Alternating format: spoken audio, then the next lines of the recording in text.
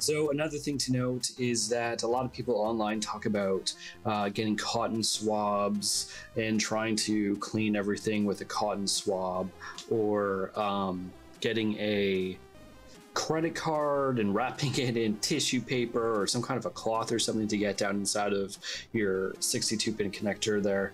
Again, all that stuff is kind of pointless when you look at how effective just using a toothbrush with some rubbing alcohol actually is. So really, folks, just get a toothbrush. Make sure it's new and not used. Don't get a used toothbrush. All you want to do is put it in your rubbing alcohol just a little bit and just brush it. Just brush it away.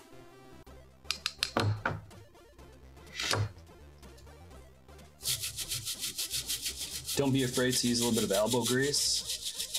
We're talking like decades worth of gunk in most cases. So you want to like really get in and clean those pins. Most people never do this. As far as I ever got as a child was using one of those cleaning kits, which I might actually have in my bag. I might pull it out to show you just for a second. So this is it right here, and as you can see, it is in the shape of a regular cartridge. This is a Super Famicom cartridge style, and it has isopropyl solution inside of it. And what you would do is you would open this up. I think this just opens up as a flap, if I'm remembering correctly. I don't want to break it. It's been a super long time.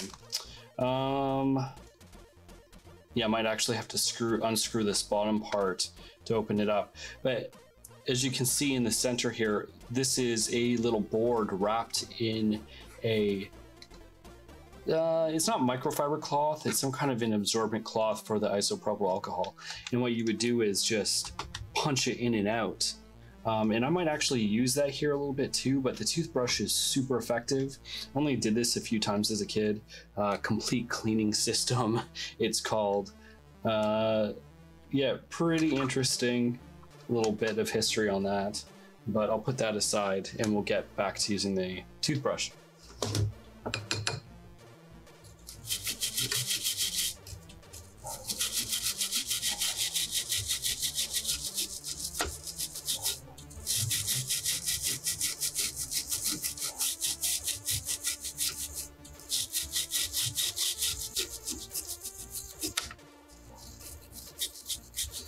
There's no particular method on this. You just really want to be as thorough as possible. I'll bring this up so you can take a little bit of a closer look at the inside of it. The goal is just to get as deep as possible into the connector and get as many of those metal contacts as possible. And again, the point of having the high percentage isopropyl alcohol is that it's going to evaporate really quickly, so it's not going to sit in your system for a long time. I would still recommend, after doing this and you put your console back together, to just leave it for a little while. Like, you definitely don't want to just turn it on right after doing something like this.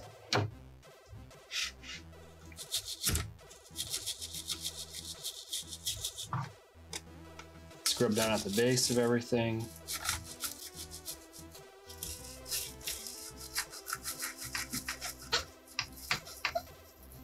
Use circular motion in doing it. Again, be careful not to mess up any of the resistors or capacitors that are on the board. While you're at it, you can check out, here's the reset switch on the far right side. Test that out. If you've spilled something on your motherboard at some point on your Super Nintendo and this gets sticky, you're going to have some issues with, you know, it's a possibility, however unlikely, that this reset switch is going to trigger black screen on your device. So just make sure that that is not going to cause any issues. You can also bring a brush around all the chips if there's any corrosion. Just give a very gentle brush across all of these with a little bit of isopropyl. As long as you're not too rough, everything will be fine. Goal is just to give it a very gentle wipe down.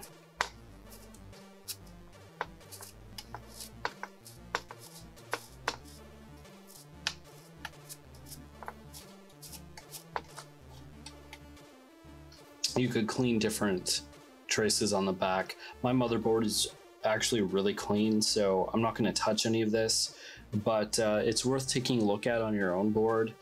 If you did spill something on your SNES and you're going to remove your 62 pin connector here, you would want to clean up everything, of course, before you resolder, so just keep that in mind.